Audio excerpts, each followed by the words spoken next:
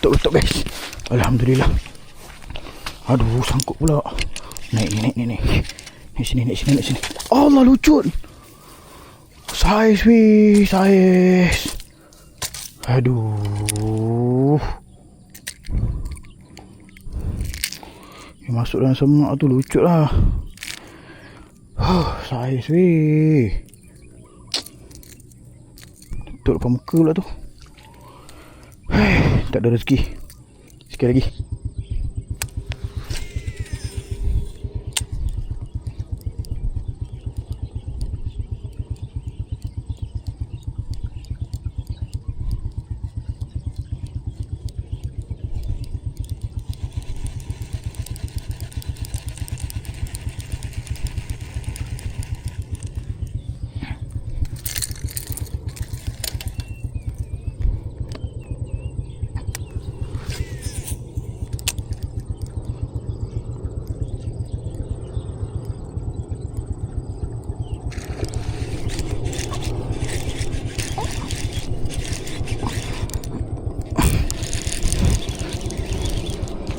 Alah.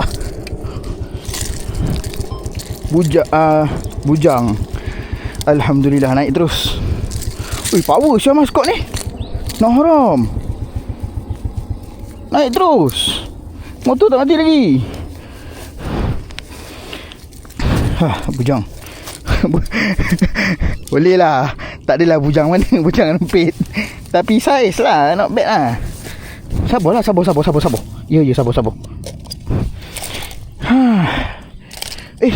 Sabar. Alhamdulillah. Alah, dah nak biru-biru dah. Alah, ini mesti kena. Sayangnya, ini sakit ni. Ikan aku pernah kena macam ni. Boleh lah. Not bad. Ambil gambar dulu. Okay guys, so naik juga bujang. Kecil je. Tak besar. Baru berapa, tak sampai sekilo rasa.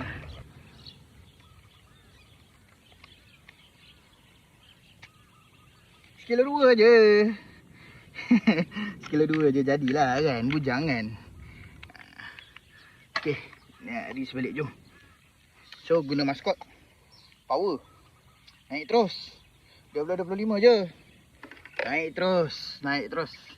Luncur. Seriap. Okay, kita release balik teman bujang. Terima kasih makan. Last minute. Okay, go. Bye. Ni dah maskot.